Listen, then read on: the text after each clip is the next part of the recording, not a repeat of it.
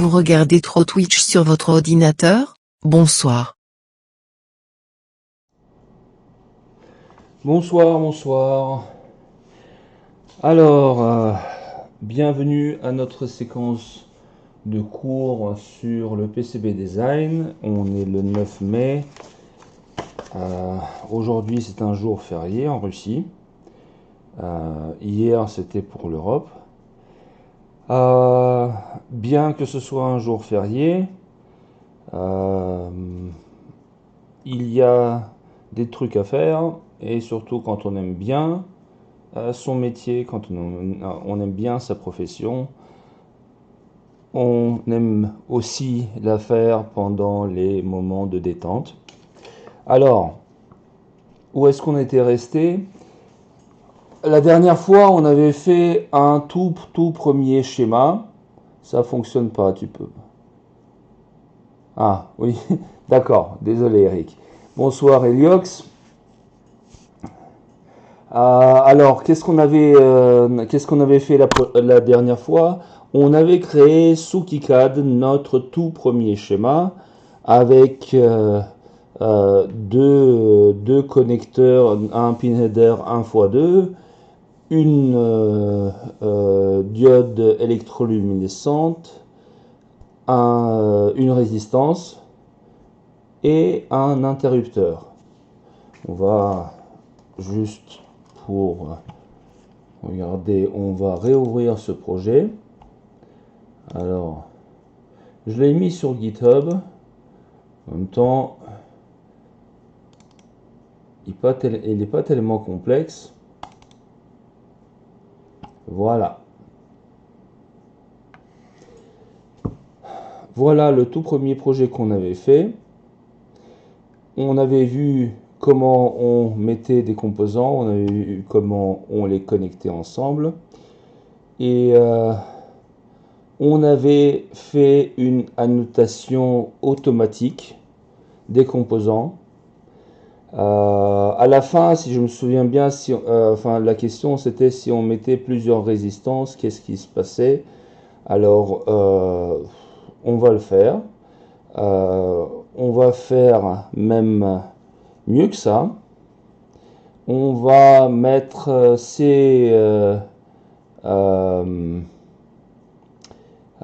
cette branche là, on va en mettre plusieurs comme ça. Donc encore une LED et une résistance, encore une LED et une résistance, encore une LED et une résistance. Regardez, on va tenter ça. On marque. Aïe, bon, j'ai du papier sur mon clavier, c'est pas bon. CTRL C, CTRL V, on déplace. Par exemple, on la met ici. Vous avez remarqué ce qui se passait? La valeur ne changeait pas. Il gardait l'inscription LED bleu, truc Schmurz 330R, peu importe. En revanche, il faisait un reset sur le nom, sur la dénomination, ou en KiCad la référence. Pour la diode et pour la résistance. Allons-y, on fait la même chose. On fait encore une fois la même chose. Bon. Ok, on a un circuit, comment dire, intéressant. On va un petit peu le modifier. On va faire de telle façon à ce que ça soit des diodes de couleurs différentes. Juste l'écrire, parce que ce que vous mettez là n'a aucune incidence sur la couleur de la diode. C'est juste pour faire joli, c'est une annotation. Donc voilà, rouge.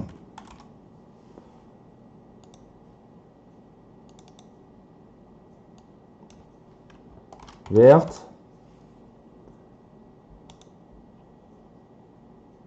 Bleu, c'est bon. Ici, on met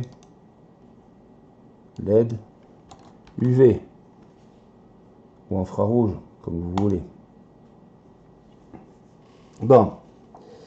Et pas seulement un switch. D'ailleurs, push button, c'est un petit peu long. On va mettre voilà, push tout simplement. Un grand U. Push. On va rajouter encore 3 autres switch et on va les connecter, enfin bon, pas ici, on va les connecter à ce qui va être probablement la masse ici, parce que ici c'est le plus, ici c'est VCC. Bon, alors ce qu'on va faire, c'est on marque le switch, on copie, CTRL C, CTRL V pour même l'aligner sur la grille, c'est bien la grille.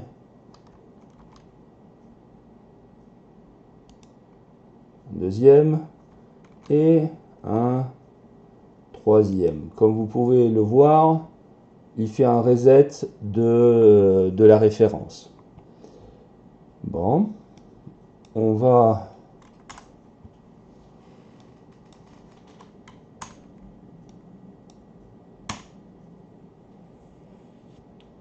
faire un clean-up de tout ça. Quand je passe un trait ici de ce switch là à celui complètement à droite, qu'est-ce qu'il va faire? Si le trait il passe à travers ces ronds, c'est qu'il va être connecté. Il le montre avec justement une jonction. Juste pour que vous le sachiez. Voilà. Exact. Après, ici c'est pratiquement automatique. Voilà. Clic droit, End Tool, ou Escape, à mon avis, ça devrait marcher aussi. Et on a un schéma. Ne pas oublier, sauvegarder. Parce que un ordinateur est moins fiable que vous le pensez. Et quand vous avez un programme, même qui est très bien comme KiCad, mais programmé sous Python, c'est encore moins fiable. Bon. Enfin, je dis, j'ai rien dit. Alors, qu'est-ce qu'on peut faire? Soit on annote tout ça à la main, mais là, on a 9 nouveaux composants, c'est chiant. Soit on annote ça à la main parce qu'il y a une raison, parce que par exemple dans une matrice de, enfin, je vais vous montrer un autre projet qu'on avait ouvert avant. Il va annoter ça selon la position géographique sur le schéma, c'est-à-dire XY, de haut en bas, ou enfin comment vous le définissez. Quelquefois, vous avez besoin que les résistances aient, que un groupe qui est géographiquement pas sur le schéma, mais qui est géographiquement sur le PCB,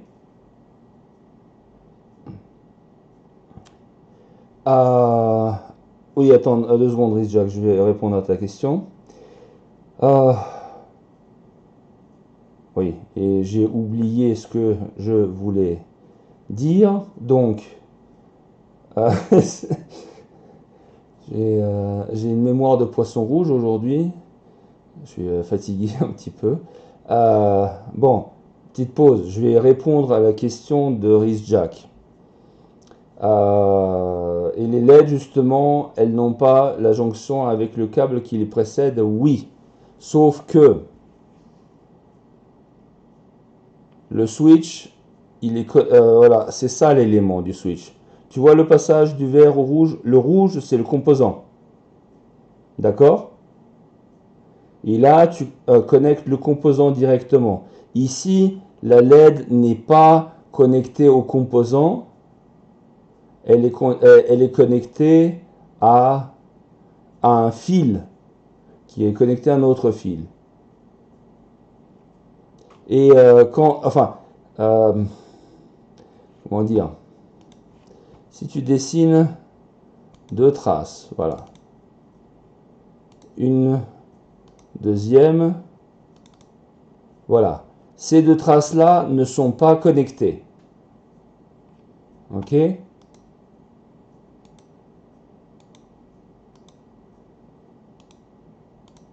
Oui, ah quel idiot.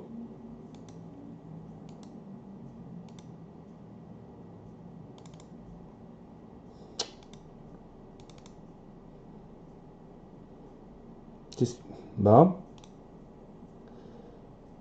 Ah, ça s'appelle un effet de démonstration. Murphy, je t'emmerde.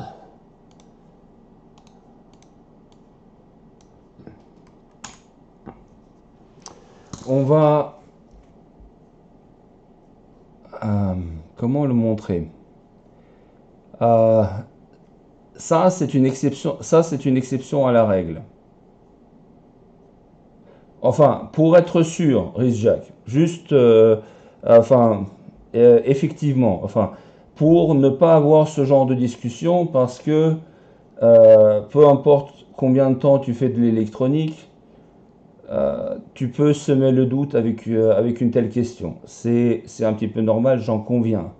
Pour être sûr de ton coup, tu le fais explicitement. Clonk, clonk et clonk. Voilà. Là, tu es sûr à 100%.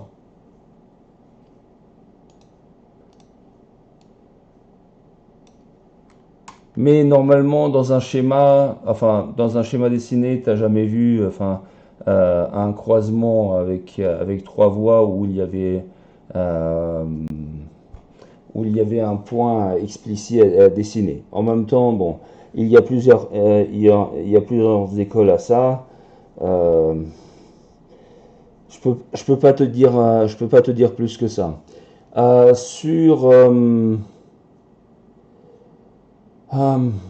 Qu'est-ce que je voulais dire dès qu'on va passer du schéma au PCB, on pourra tout de suite vérifier si s'il y a connexion ou non. Même avant d'avoir fait la trace, il va... tu verras, tout simplement. Je te garde la surprise. Alors, on a cette construction, 4 LED, 4 résistances, 4 switches, et maintenant on va noter. Ah, il est... Sont où, voilà. Annotate schematic symbols. Ou schematic symbols. Alors, annotate schematic, soit tout le schéma, comment les nombres sont ordonnés, d'abord X, après Y, et ainsi de suite. À partir de quel numéro on commence à annoter, c'est un petit peu comme pour les adresses IP. Par exemple, tu réserves, t'as routé une partie, t'as fait un schéma pour une partie très très importante, et tu réserves les numéros par exemple des résistances, des composants passifs, les RLC, d'ailleurs même les circuits intégrés, même tout ce qui commence par U,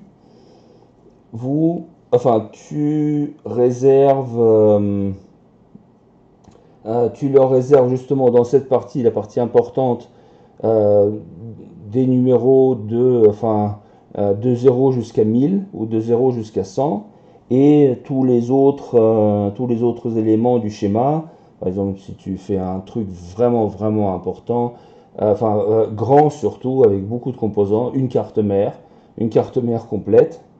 Voilà, le reste des composants va commencer à partir de 1000, comme ça, les numéros.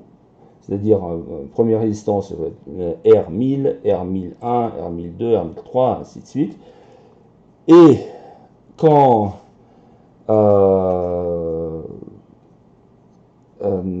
quand quelqu'un va lire le schéma, ben, ce sera simple à identifier. Voilà, on parle du composant C230, c'est plus petit que, enfin, ou même C23 par exemple, un condensateur. Ah, ça c'est dans la partie importante. Là, tu peux l'identifier tout de suite. Voilà, ça c'est pour la notation. Ici, on va le faire de manière automatique. Et on va regarder ce que ça donne. Bon, les switches ont été faites voilà, dans l'ordre. Il n'y a pas grand chose à voir. Ben, si vous voyez R1, R4, R3, R2. Pourquoi? Ben, R1 était déjà pris. Et comme il avait fait, comme il a fait la notation de haut en bas, il a mis R2 ici, après R3, après R4. Vous pouvez toujours changer les références à la main, après ou avant. Il n'y a pas de problème. Enfin, quand il y a conflit, il va gueuler. Enfin, il va gueuler quand on fera un check. Par exemple, on fait ça tout de suite. On réordonne, on met R1 ici, R2, R3, R4. Donc ici, alors il y a deux manières. Soit dans l'interface du composant même, vous avez la référence, c'est-à-dire c'est le nom du truc, la valeur, vous pouvez mettre ce que vous voulez. Ça, on va voir ça dans 5 minutes. Donnez-moi un petit peu de temps. Soit, pour changer, soit vous changez ça dans le formulaire principal du composant, soit si c'est visible, vous pouvez dire voilà, je clique sur le truc, vous faites le check que c'est pas la value mais le reference field, juste pour que vous tapiez en fin de compte sur le bon champ. Dites R1. Voyez? Maintenant, on a deux résistances R1. Qu'est-ce que, juste pour être franc, j'ai jamais, en fin de compte, essayé. Annotate. Ah ben, voilà, Eagle, multiple item R1. Il ne peut y en avoir qu'un. Close. Donc, on laisse comme tel. R3, on va renommer en R2. R4, on va le renommer en R3. Et R1 en R4. Les numéros n'ont pas besoin de se suivre. Si vous faites une annotation à la main, vous pouvez mettre les numéros que vous voulez. Il faut juste que les références soient uniques sur un et même domaine de schéma. C'est-à-dire dans un et même projet. Tant qu'il n'y aura pas de projet, de méta-projets ou de projets globaux qui pourront inclure d'autres projets KiCad, on peut mettre des schémas à plusieurs niveaux. On ne peut pas encore faire ça avec des projets. On pourra peut-être jamais faire ça avec des projets, on verra.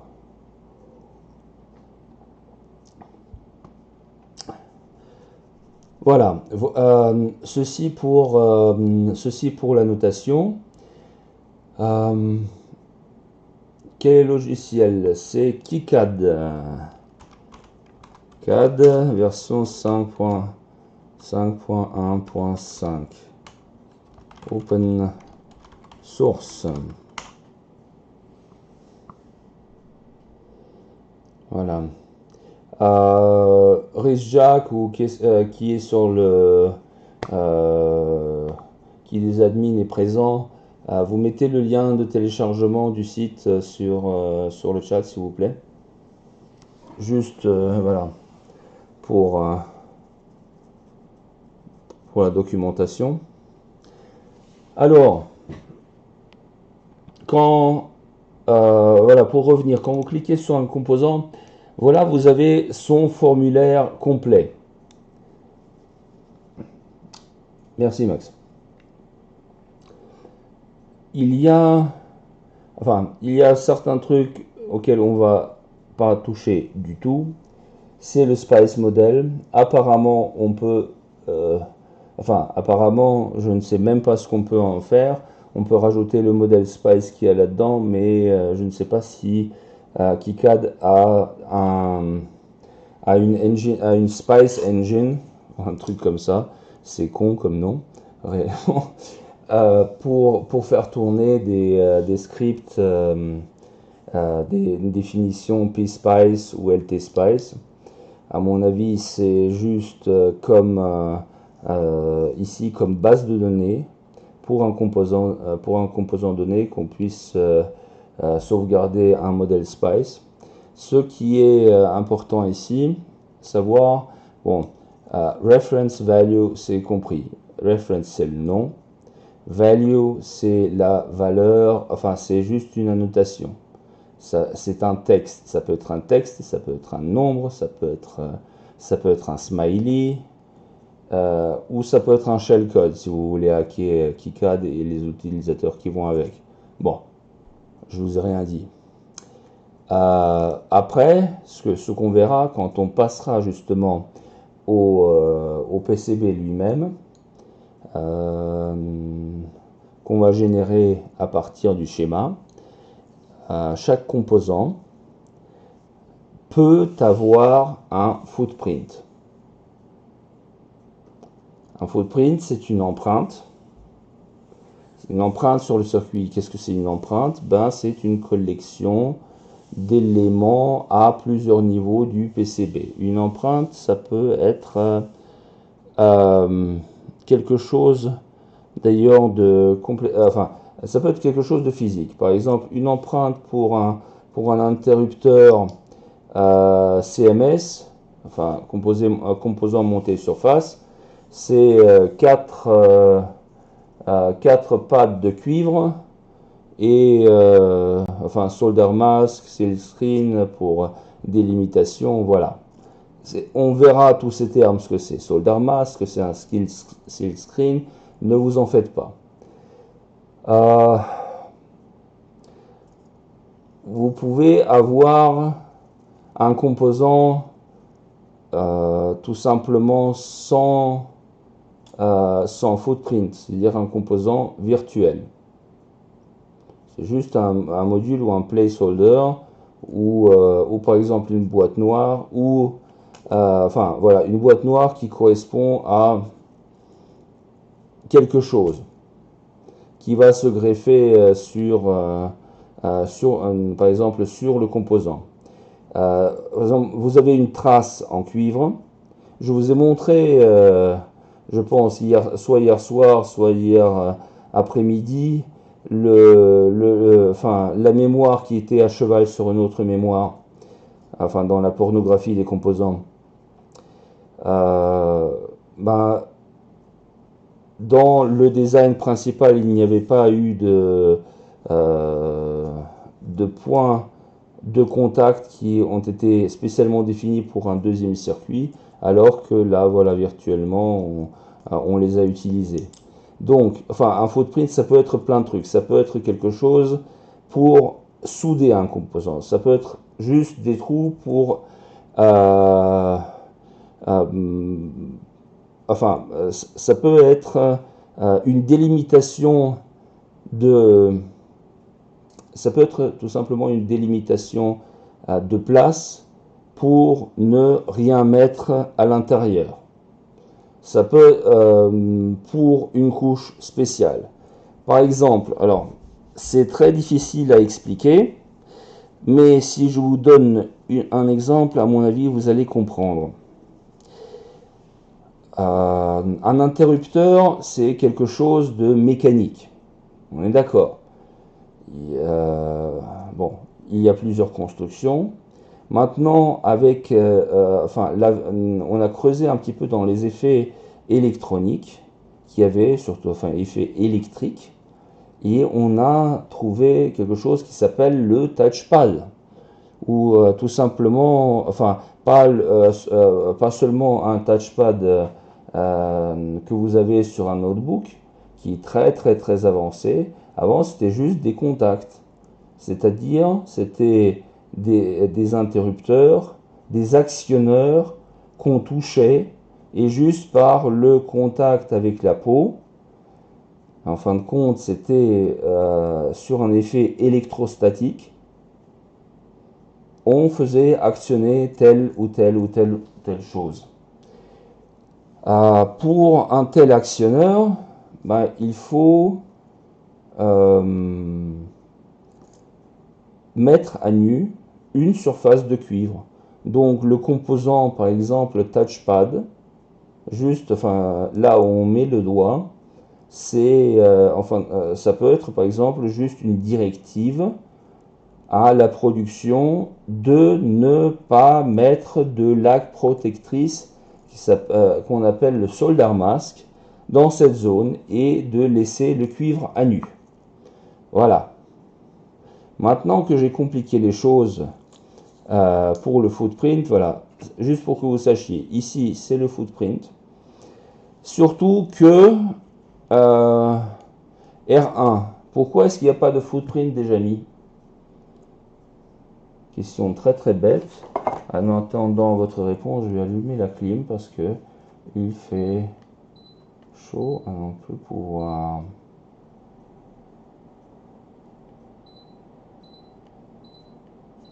Voilà, 16 degrés. Alors, tout le monde est aussi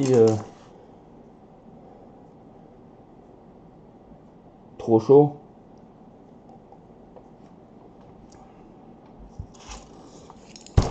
Bon. Et de nouveau, j'ai perdu la question. Oui, effectivement, je suis en surchauffe. C'est une honte. Bon, messieurs, c'était quoi la question? On va couper, on va couper justement cette séquence. Là, j'ai trop honte. Ah oui, pardon. Pardon. Oui, pourquoi pas, pourquoi est-ce que pour la résistance, il n'y a pas de footprint déjà mis à l'intérieur? Oui. D'ailleurs, ni pour R1, ni pour R2, pourquoi il propose rien?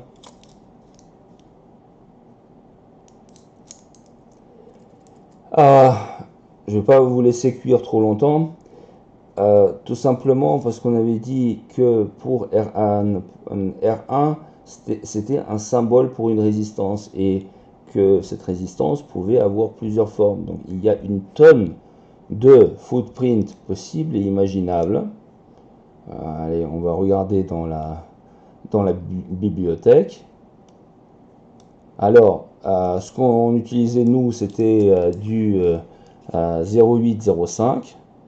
Donc on va voir dans les résistors SMD et il y a par exemple déjà des footprints tout faits. Bah, juste pour vous montrer. Métrique. Voilà. Ça c'est un footprint tout fait. Voilà. Ça c'est le composant et on soude ici sur voilà 1 et 2. Est-ce qu'on voit? Non, c'est bon. Il n'y a rien ici. Bon. Ça c'est quand vous allez faire le PCB. Ça, on referme. Donc le footprint, il va être important pour vous quand vous allez choisir les composants pour faire ce circuit. Vous le faites en 0,805, vous le faites en traversant, vous le faites en 20, 12, enfin bon, peu importe. Vous prenez des résistances de puissance. Là, ça c'est... ici vous mettrez le footprint que vous pouvez changer. Combien nombre de fois vous commandez? Alors, vous êtes en train de faire un circuit. Vous êtes au niveau, voilà, au niveau de cette phase-là, au niveau du schéma. Vous avez, par exemple, vous avez choisi un footprint. Vous commandez les composants, enfin, vous êtes sûr que vous allez faire le PCB. Vous commandez les composants et le fournisseur, ou vous demandez aux composants au moins une offre, et au producteur. Et le producteur dit, j'ai pas ce composant là, j'ai son remplacement. Sauf que le remplacement, enfin, normalement, le remplacement, il doit avoir le même footprint, parce que sinon, ça crée des problèmes. Quelquefois, c'est pas le cas. Quelquefois, il faut changer, et voilà, quand il faut refaire un PCB, vous pouvez changer le footprint après coup. C'est pas, comment dire, c'est pas, ah, c'est pas dans la, enfin, c'est pas écrit dans la pierre, cette information. Le quatrième point, le datasheet. Alors, on va le voir sur le circuit qu'on va faire et sur les circuits que je vais faire en mode chaise reclinée. Le mode chaise reclinée, juste pour votre information, c'est comme les sessions canapé. Donc j'ai des schémas à faire, j'ai des composants enfin j'ai des nouveaux composants à intégrer à KiCad pour que je puisse les utiliser, des nouveaux footprints. C'est un processus assez long, donc enfin si j'ai des trucs qui sont pas confidentiels, je streamerai autant que possible. Alors quand vous avez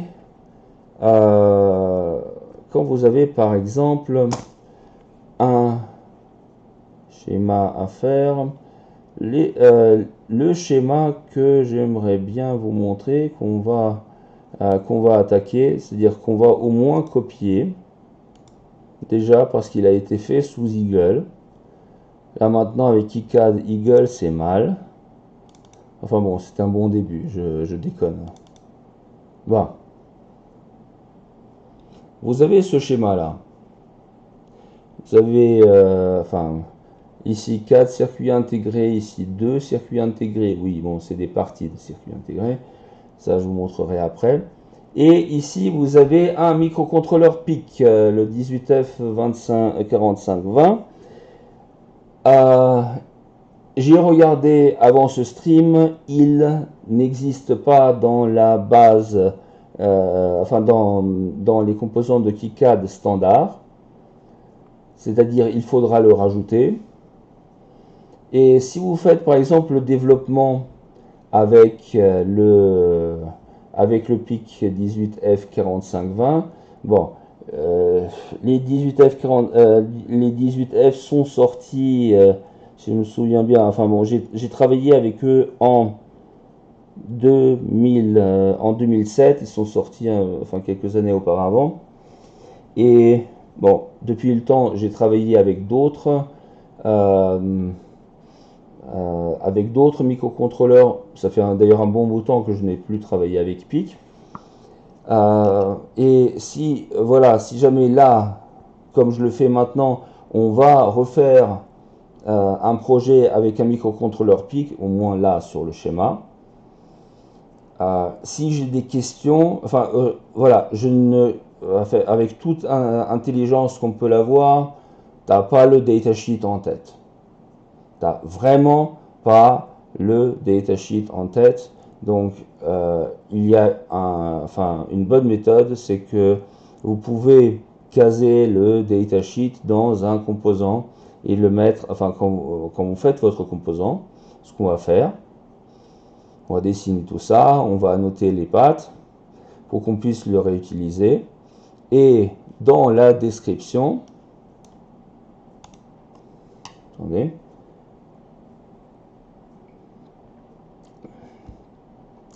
un petit peu d'eau.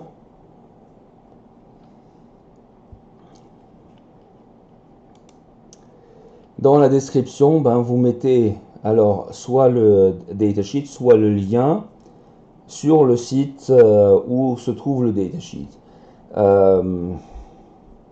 Microchip, bon, ils ont été cons, mais cons juste enfin, à la moitié. Donc on peut pas faire de link directement sur les datasheets, ce qui serait idéal. Ils font le lien sur une page, plus ou moins de pub, de description, où on peut télécharger, on peut linker le datasheet. Alors, vous pouvez faire, soit vous le mettez en local, soit vous le mettez sur une de vos machines et vous le mettez à disposition, vous mettez le lien ici. Ça, c'est fait pour que vous et vos équipes travaillez de manière la plus efficace possible.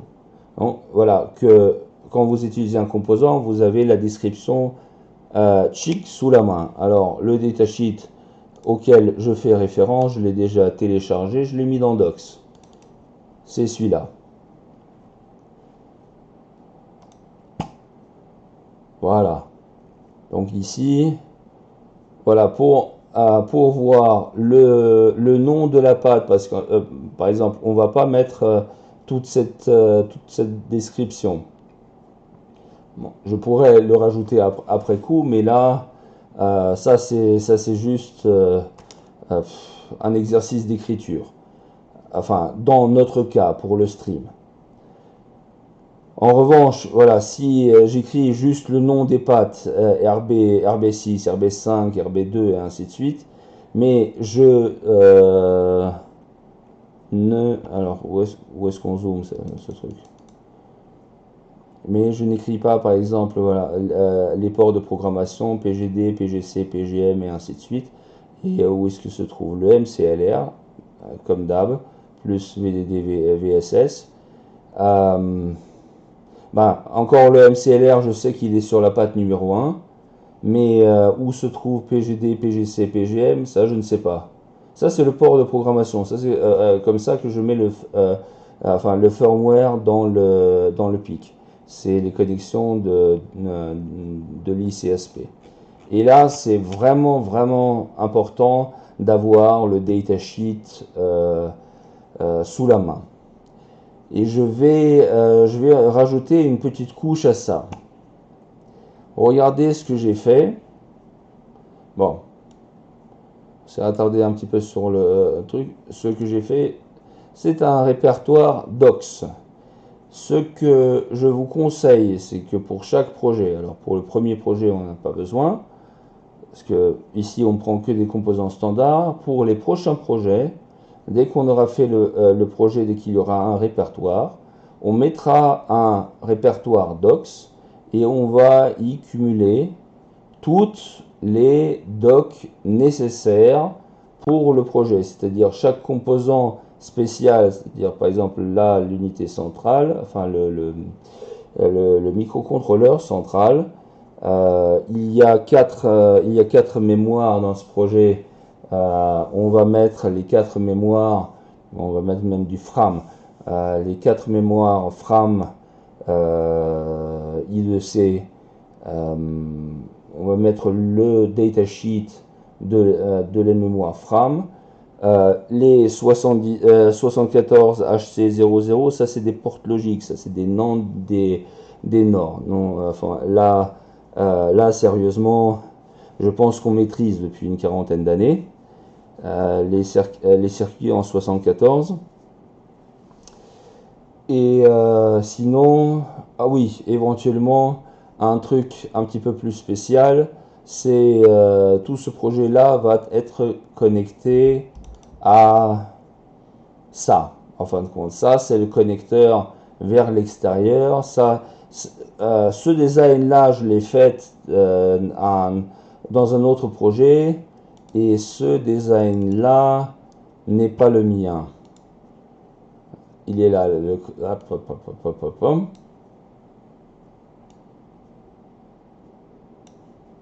Il est là, ce même connecteur. Sauf que il n'a pas fait une numérotation 1, 2, 3, 4, 5, 6, 7, 8. Il fait une numérotation 1 jusqu'à 15 et 16 jusqu'à 30. Donc il faudra voir ce qu'on utilise, justement. Dans KiCad. Ça a été fait avec Eagle. Voilà. Donc, tout dont vous avez besoin, s'il vous plaît. Tout dont vous avez besoin. Mettez-le dans un répertoire Docs. Si vous n'êtes pas ordonné, au moins mettez-le dans le même répertoire que votre projet. Regardez, juste comme autre exemple, bon, pas de spécial .docs, les G850 Tactical Switch, non. Est-ce que j'ai quelque chose dans le KISS ou non? Dans le KISS, enfin dans le répertoire, j'ai plein de trucs, mis à part le projet. J'ai les BOM, j'ai les trucs de fabrication, j'ai le programme pour reflasher les FT232. Bon, on peut mettre un sous-répertoire ici, mais comme ça, vous avez tout sous la main, au moins dans un répertoire. Voilà. Donc, alors, on a vu reference, value, footprint, datasheet. Après, où est-ce que s'affiche enfin, on peut, par exemple, ne pas, enfin, parce qu'on a une matrice d'éléments enfin, et les éléments sont peu espacés les uns entre les autres. On peut avoir le problème où les inscriptions se chevauchent. Et quelquefois, on n'a pas besoin des inscriptions. Enfin, pas sur le schéma.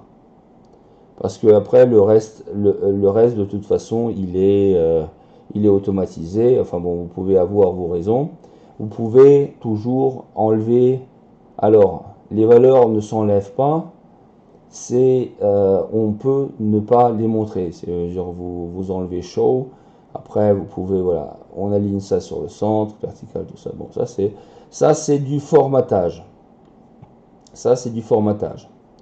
Ceci pour les symboles. D'ailleurs, ne pas oublier, on sauvegarde.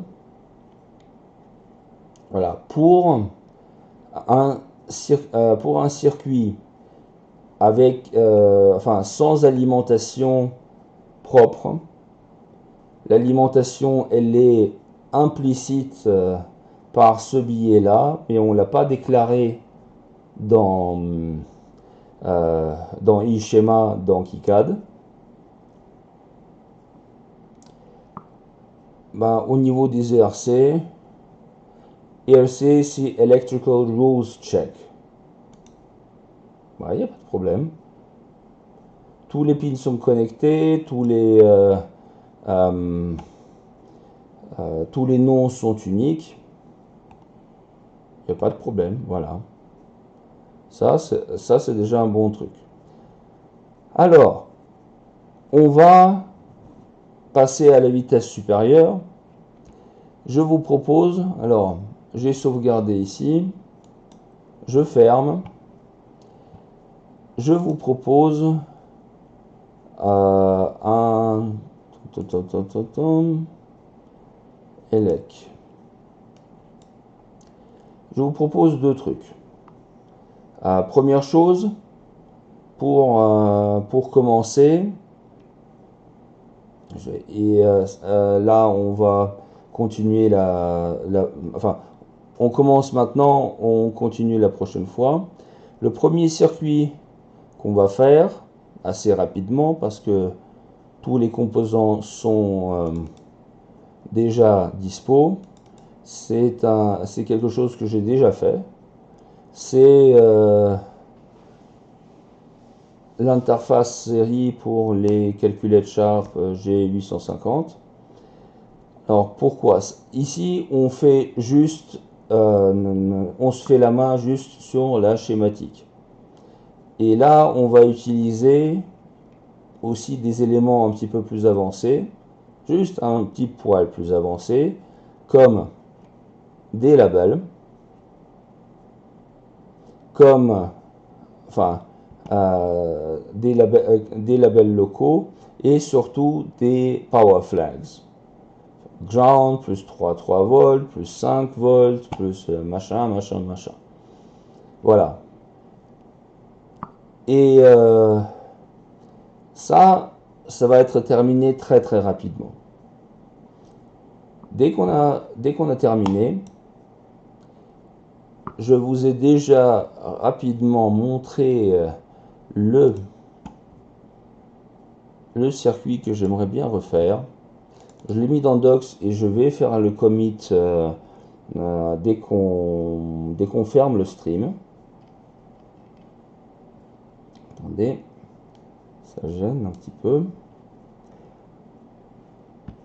Ce que je vous propose, c'est de refaire ça.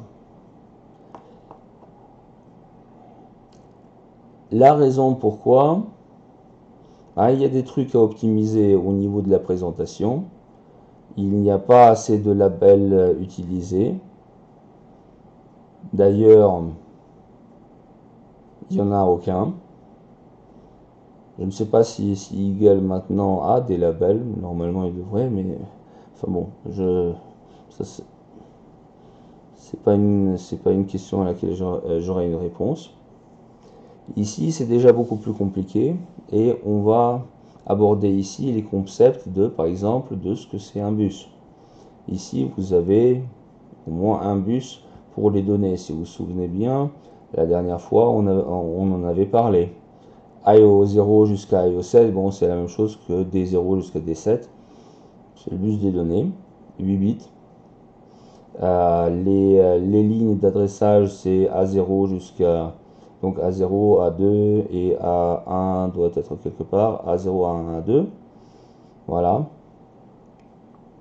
Ici, vous avez un élément intéressant, c'est vous avez des circuits vous avez des symboles qui normalement, voilà, cette boîte là c'est un circuit intégré, c'est le PIC 18F 4520. Enfin bon, voilà, on peut pas le séparer, voilà, c'est une boîte et une boîte indivisible. Ici, en fin de compte, il y a deux circuits intégrés, ça c'est le HTC00, c'est un NAND, et plus précisément c'est un quad NAND. Donc ça c'est le 1, 2, 3, 4, IC3A, IC3B, IC3C, IC3D. Ça c'est les trois NAND qu'il y a à l'intérieur, et ça c'est un quad NOR. Le premier il est là, IC2A, voilà, il est là. Le deuxième il est ici. Le troisième il est ici. Le quatrième il est ici. Et bien il y a encore un truc qui manque. C. Et maintenant, pourquoi est-ce que ça manque sur le circuit aussi? Parce que ça manque sur le circuit. KiCad n'aurait jamais accepté ça de toute façon. Enfin, KiCad n'aurait pas accepté qu'il n'y ait pas de croix ici sur les trucs, sauf si on rentre dans le système et on patch pour enlever le check. Mais ce qui manque ici, c'est les... à mon avis, oui, non, c'est ça. C'était cela. C'était le power supply, c'est-à-dire c'est l'alimentation des circuits, des chips. Le premier chip, le HC00 et le HC02. Donc, si vous voyez, un chip, ici, c'est 5 éléments graphiques. 1, 2, 3, 4 et 5. Le 2, c'est là. 1, 2, 3, 4, 5. 1, 2, 3, 4 et le cinquième c'est ici. Comme ça, c'est plus visible. Comme ça, sur le schéma, on reconnaît que, en fin de compte, c'est des éléments logiques, au lieu que ce soit juste des boîtes, des boîtes, des boîtes et encore des boîtes. Est-ce qu'il est ma bouteille d'eau?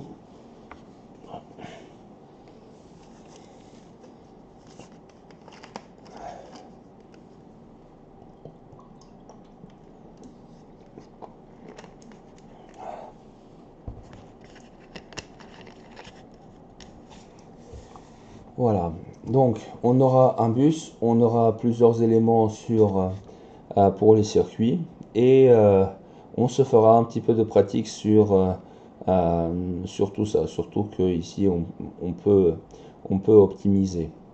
Il faut qu'on fasse des labels et après, enfin pourquoi est-ce que je fais ce circuit sous KiCad? Primo parce que j'ai KiCad. Secondo, parce que après coup, pas éventuellement euh, dans, dans une des sessions, mais je rajouterai du hardware dans ce circuit. Des interfaces, déjà, enfin bon, c'est déjà bien qu'il y ait cette interface là sur les 2C, parce que ça, c'est les mémoires. Je vais vous expliquer après ce que c'est ce circuit. Ici, on l'utilise pour le lire. Le problème c'est que, voilà, pour les 18F, le matériel de programmation que j'ai, il ne marche que sous Windows 7. Et là, j'ai pas de machine sur le truc. Enfin, le 18F 4520, il est superbe comme microcontrôleur. Il a une fonction qui est assez rare. Une fois, j'en avais parlé sur Discord. C'est le parallèle. C'est le parallèle port. Il a la possibilité de lire il a la possibilité de lire 8 pattes, les états de 8 pattes en même temps. C'est PSP parallel, PSP quelque chose, parallèle slave port, voilà, parallèle slave port. Il a la possibilité de lire 8 états d'une tranche et l'avoir directement en termes de valeur au lieu que vous fassiez je lis l'état de IO 0 et je le mets au zéroième au LSB. Je lis l'état IO1, je le mets au prochain bit, je lis l'état IO2 et ainsi de suite et ainsi de suite. Ça c'est beaucoup plus efficace. Et justement la série des PIC 18F45, elle a cette fonction. Ce qui permet justement de communiquer avec des trucs vintage qui ont des bus 8 bits. Voilà, et c'est pour ça qu'on le fait. Les circuits, juste pour que vous n'ayez pas peur, je vais pas vous emmerder à acheter des vieilles calculettes vintage telles que j'en ai dans ma collection. C'est pas le but. Ici, c'est le but que vous appreniez à faire du schéma. Donc, je vous donne justement un projet de schéma un petit peu plus compliqué parce que, après, effectivement, après, il faut avoir beaucoup plus de connaissances en électronique pour comprendre. Si je vous donne par exemple un chiffreur de bus ou de connexion HDMI, vous allez pleurer, ou pas, ou tout simplement pas suivre. Là, c'est des composants simples, des portes logiques, vous savez, des mémoires, vous savez à peu près. Un microcontrôleur, vous avez une idée ce que c'est. Voilà. Enfin, et après, une tonne de composants enfin, passifs et... oh tiens, voilà, un transistor, une BAT quelque part, voilà, non, c'est BAV 70. Une diode. Voilà, un circuit simple. Les circuits, enfin, le circuit final, enfin, final entre guillemets, que l'on fera, enfin, pour le donner à un site, à un producteur de PCB comme JLC PCB ou PCBWay. Ça, ce sera axé sur les besoins dans votre boulot, enfin pas boulot, mais dans vos études. C'est-à-dire par exemple une plaque d'extension pour mezzanine pour le nucléo ou pour Arduino, un truc comme ça. Ça, c'est ici juste pour que, ben pour avoir de l'XP. Là, ici, ça, c'est du XP grind pour vous. Prenez-le comme ça. Voilà, on a fait à peu près une heure. Ce que je vais faire maintenant, c'est je vais committer la doc qui sera dans enfin, le cours PCB Design.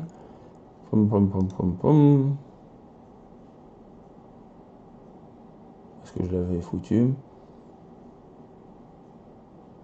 Donc ça c'est les...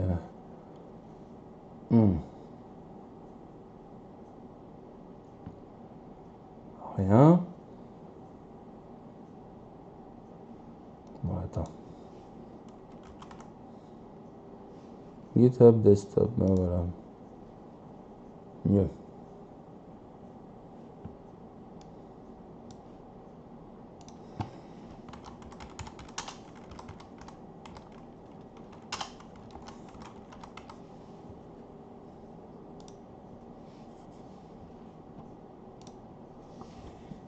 Voilà. Le commit.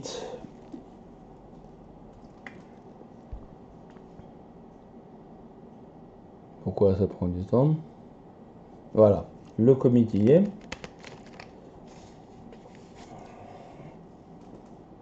Est-ce qu'il y a encore des trucs d'ouvert? Non. Donc c'est bon. Je ferme tout ça. Et moi je rends l'antenne. Et je vous souhaite une bonne soirée. À la prochaine. Voilà, vous pouvez éteindre votre ordinateur et reprendre une activité normale. À ciao, bonsoir.